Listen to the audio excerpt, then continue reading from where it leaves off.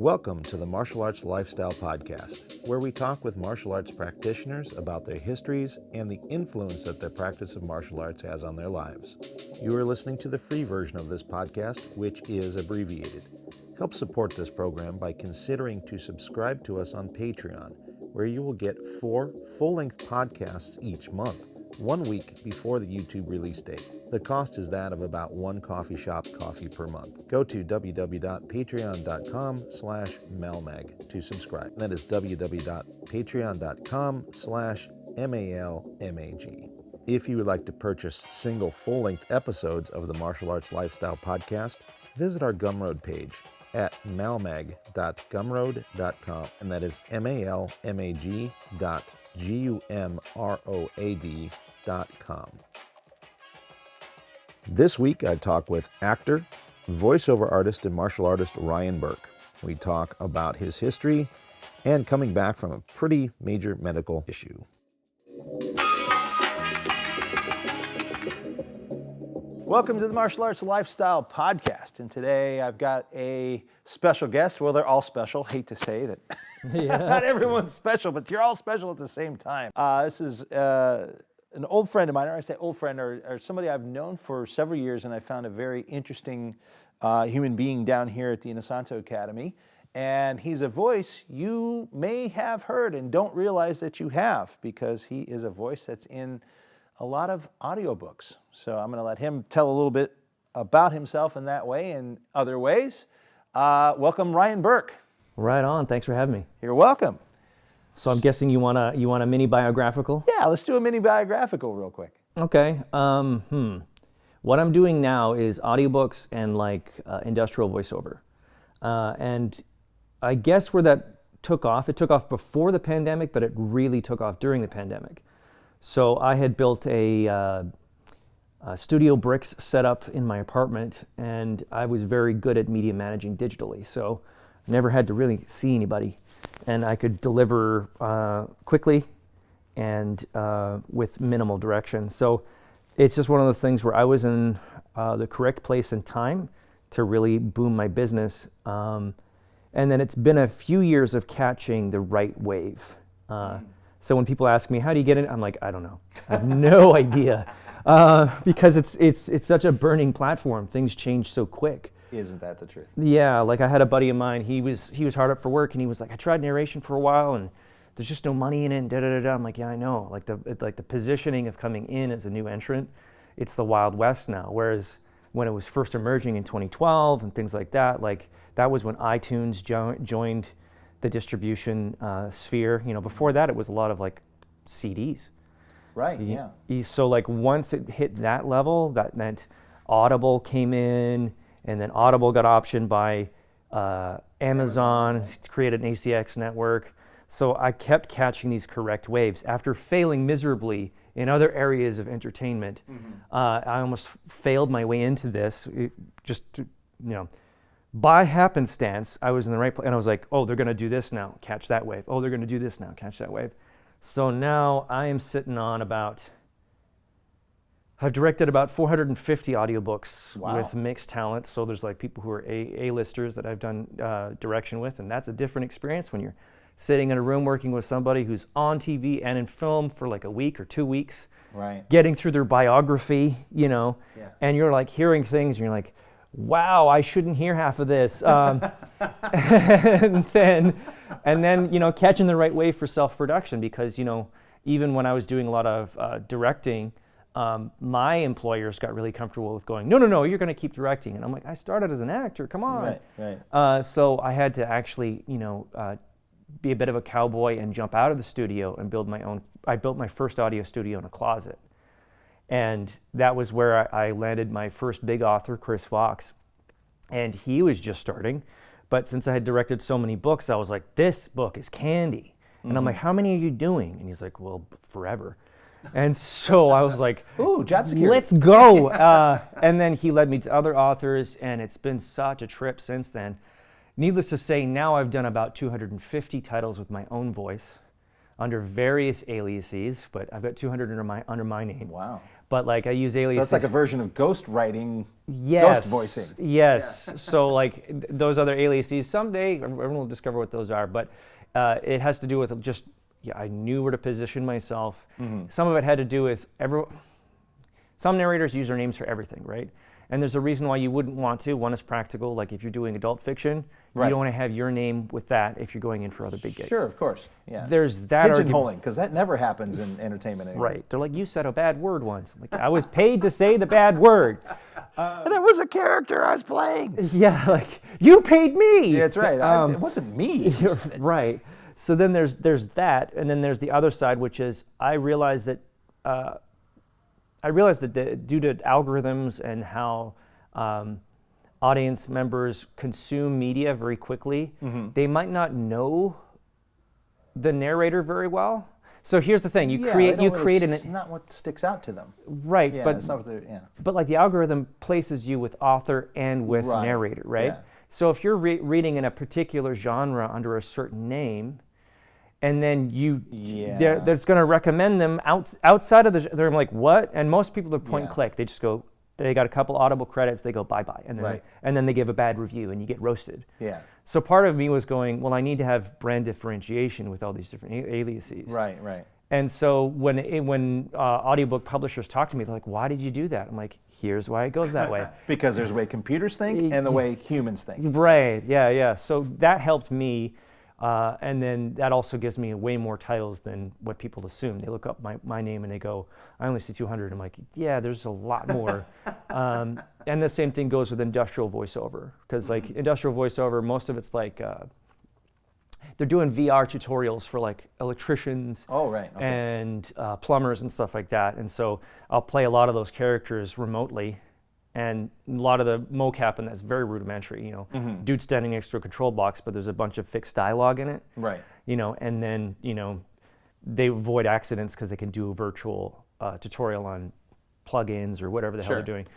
Obviously, I don't know what I'm talking about when I get that script, so I have to make it sound like I do.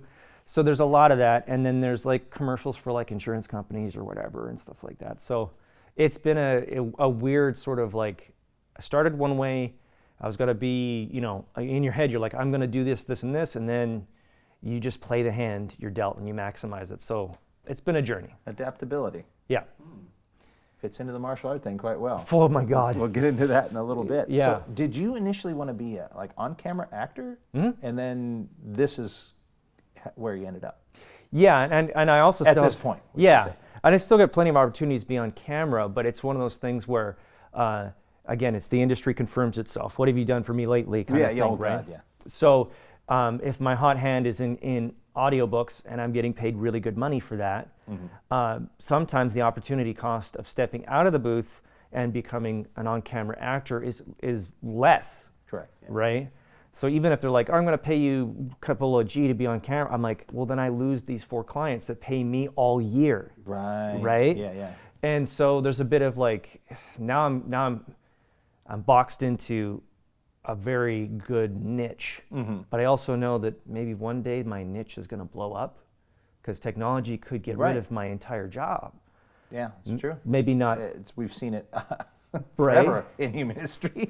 Right. Like, there's like things like deep voice, other stuff that's coming out, and we might use it for a while for pickups to shorten, the post-production and stuff like that, because they can just change what I said, but they keep the same performance. Yeah, it's like that Adobe thing. I think I saw a beta version or a really early testing version at one point, and they sampled maybe a paragraph of someone's voice, and they literally could engineer this person saying anything. Right. And that was 8 years ago when I saw that. Yes. So now it's got to be out of control. Yeah, and I imagine too the other issue is like, I'm feeling like that's happening with on camera as well. Oh yeah. Like the Unreal Engine for even stunts. Yes. So it's very like I'm familiar with what's going on with me, but I've only got my toe in what's going on with other people's stuff, and I kind of feel like even if you were to diversify, you're still going to get hit with the same wave. Yeah. So it's like I don't want to sound dooming, but you have to kind of know something's coming, and you don't know what that's going to be. Yeah. At some point we're going to see new movies from John Wayne, mm-hmm. and that's going to be short-lived, and you're just going to start having probably these movie stars that don't even exist They're going to be completely created people who look real. Or at the same time, it might be the resurgence of the impressionist. Like somebody who can do really good impressions, they do a face swap, bang, it's almost 100% of whatever it is. Because the uncanny valley is kind of like, if they fully replace somebody, it doesn't sound real. But I mean, if I'm playing an instrument and it's on an amp and it's doing all this wah, it enhances it. So I imagine there's going to be a weird middle point where I'll still be narrating, I'll still be doing voiceover, but I won't be doing any pickups. Right. And then something else will come after that, and it might be just like somebody sampled my voice without me knowing. Yeah. And then I'm like, I have to catch that. Yeah. I have to go out and maybe create a bot that polices my licensed voice. And that's what it's going to be. Yeah. It's going to be all computer done. Because they'll hack the, I guess, performance IP or something like that. Yeah. And then there'll be what is it with music where you change every eighth stanza or every eighth beat or something, then it's not a copyright infringement, and they'll start doing that with your voice. Like, well, we're just going to change the inflection every so many. Right. The bot will do that, and then the other bot can't catch it, and then it'll just be this constant game of stuff we don't even understand anymore. No. And it's hard not to get my head wrapped around that, but at the same time, I'm just like, just play the hand you got, get ahead of the wave, maybe make a prediction. I mean, there's always like, try and buy some real estate. That's a whole other thing. Yeah. But it's spooky. Especially here in California, Los Angeles, yeah. So, that's what happened during this pandemic. And then, the martial arts journey here has been a rewarding one because everyone here has kind of got a similar, they've tried 8 million different things. Of course. Everyone's plugged in.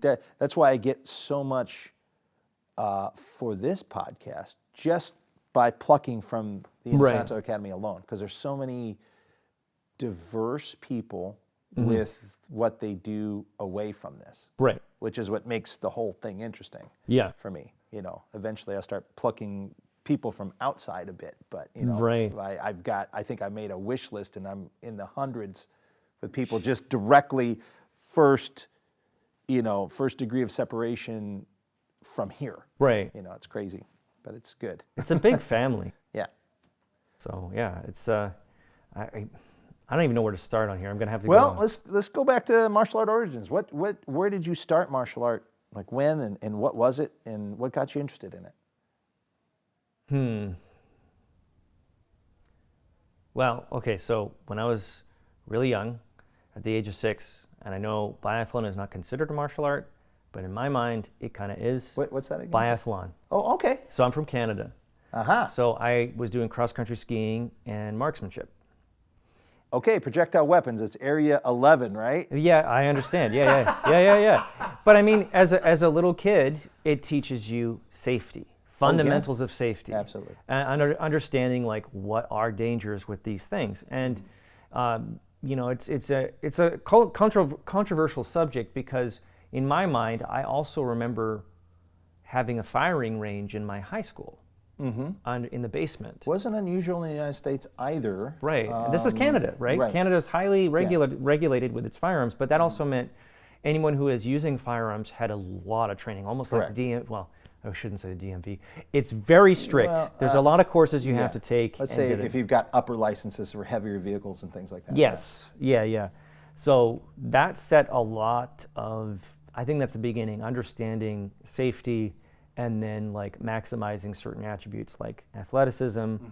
Biathlon, for a little kid, when you think about it, if I'm 6 years old and I'm skiing a couple of kilometers every time, I'm alone. Right. I'm alone out on course. And then I come into the range and I have to crawl my way up to the shooting rest and close the bolt, breathe. Yes. There's a lot of things where you're like, that might not be considered a martial art, but in my mind I go, that kind of is. Well, it is, and I think there's a thing about the shooting on that level that people don't understand, unless you've really looked at, say, some of the best military snipers out there. Right. They're firing these 50 caliber guns from a long range. Yeah. And they start talking about firing between their heartbeats and controlling their breath so as to not, because a little shake on this end is a big miss on the other end if you're talking about a long range. Basically, your errors double every barrel length to the target. Yeah. And you've just done this cross-country skiing. So your heart rate is up, your breath is labored, and now you have to calmly hit a target from a distance. I actually think from because of doing that as a kid, I've always had low blood pressure. Oh, wow. So like a lot of it has to do with like it's a controlled stress response. I'm not saying this is applicable to all things, but there are times where I go, that's from my first sport. You know, where if I'm having a bad reaction to something, I can literally go, and I can feel my heart rate go boom, boom. Wow, boom, that's boom, incredible. boom, That's boom, a boom, big part, I boom, think, of boom. martial art. That it's something I'm looking into a lot. Right. Stress inoculation. Right. Because I think you get to, in any training, 40 years this year for me in martial arts. So, you know, the physical part, I've got some moves that I can count on without thinking. So now what's the next thing is dealing with that stress of a situation. Right. I've been a very fortunate person in that the last fist fight I've been into, I was 16 years old. Yeah. The last situation where I was actually threatened by someone, kind of threatened me with, oh, I've got a gun in my car. The car was a good 30 yards away. You're like, I can close that So, distance. yeah, exactly. So, you know, stress situation. I didn't fight him, but I did put him on the ground and hide his keys, I should say, somewhat creatively, long enough for me to get away. Right. I don't run into a lot of situations because, fortunately, physical attributes, I'm 6'4" and 260 pounds. Right. So I don't get a lot of nonsense. Right. But, you know, that also doesn't give me a lot of practice in dealing with the stress of it either. Yeah. It's not like it, you know, but it's odd how much that one thing set the stage for everything else. Yeah.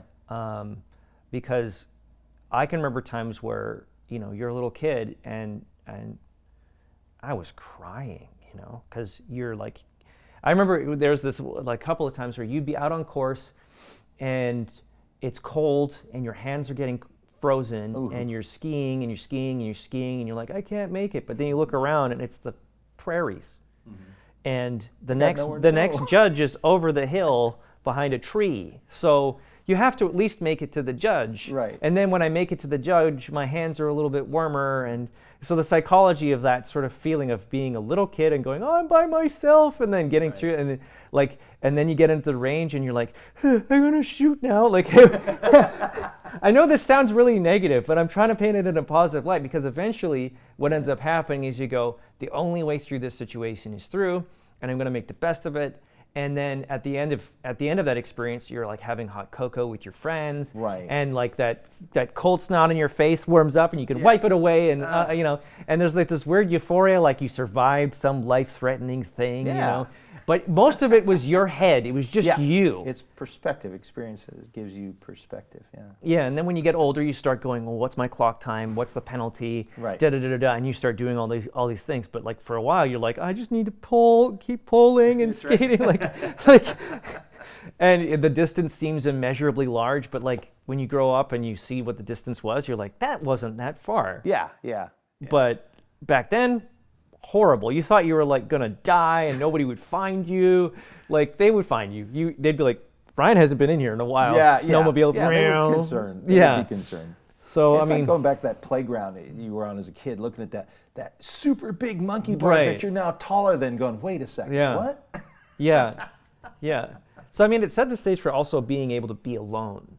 Yeah. And I feel like martial arts is there's a community aspect, there's a training aspect, but I also think a lot of the things you face are just you. Yeah. Whatever's going on is happening in your head. It's super cool in that way. Yeah. It's a team sport and an individual sport all together. Right. Yeah. Yeah, and then like how do you empty your ego? Like somebody's trying to help you and you're like, leave me alone. Like, I don't know what I'm doing. I know what it is. And like that's all part of it, but you can't like explain it to a little kid. You know, you got to experience these things and then go, wow, I was really mean to that coach, you know, and that was the first thing I think that set it up, and I think when I switched over to boxing in my teens, you know, you have an ego and you're like, I'm going to do this thing, and I remember training with some friends for a while, and my brother he was a boxer, and he did some really awesome tournaments and stuff like that. And then he was like, I'll train you. And it was first started off as a recreational thing. You know, I had the double-ended ball in the basement and a heavy bag and some big mirrors. And then we went to this place called, what was it? Wind Warriors Boxing Gym. It's in Edmonton. Hopefully it's still open. But they actually managed to turn out a bunch of Olympians. Wow. So I was like, I think under Larry Fleming, and I think Wald Fleming was Olympian, whatever. And then there's some other people came out of there. Again, getting your ego emptied. I was 13, and I remember fighting two little brothers in sort of a probably a very light round robin, but to me it was life-threatening because I had never encountered, people who just do ring time all the time. No idea. So I'd been training in a basement, I got to move, and then my brother was like, go, fly, little child.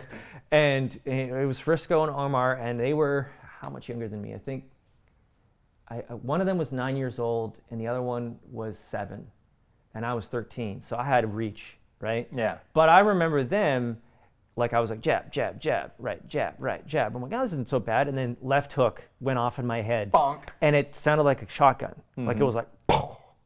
And I was like, what? And then like everything in my life turned on its head, And now I'm dealing with this problem, this adversary who's obviously just playing with me. Right. Because they've got way more ring time than I do, and they've lived here. Because they're those kids that they live in the gym and they just think fresh meat.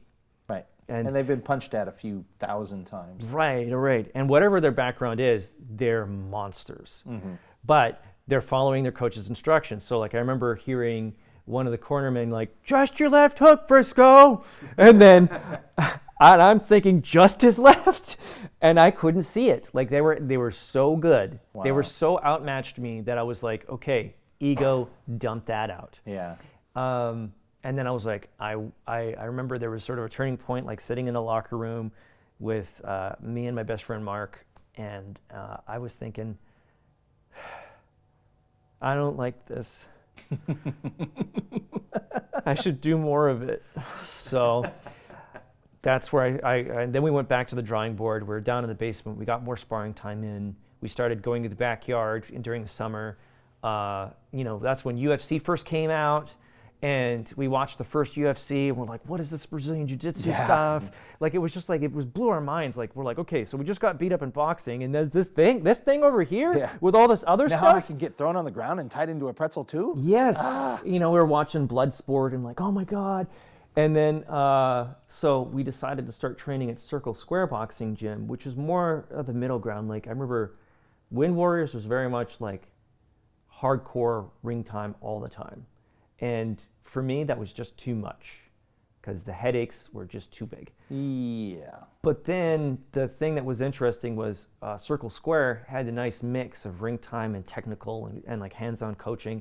And some of those coaches we found out had actually left Wind Warriors to start Circle Square. Oh, okay. And this is still back in the day where the coaches would chain smoke. The office is full of smoke.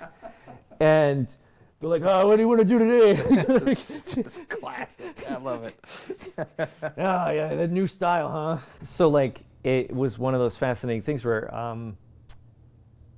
you have to explore what options you want to have.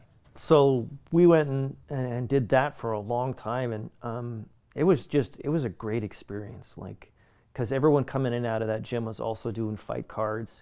And, of course, my best friend Mark and I were always focused on school, right?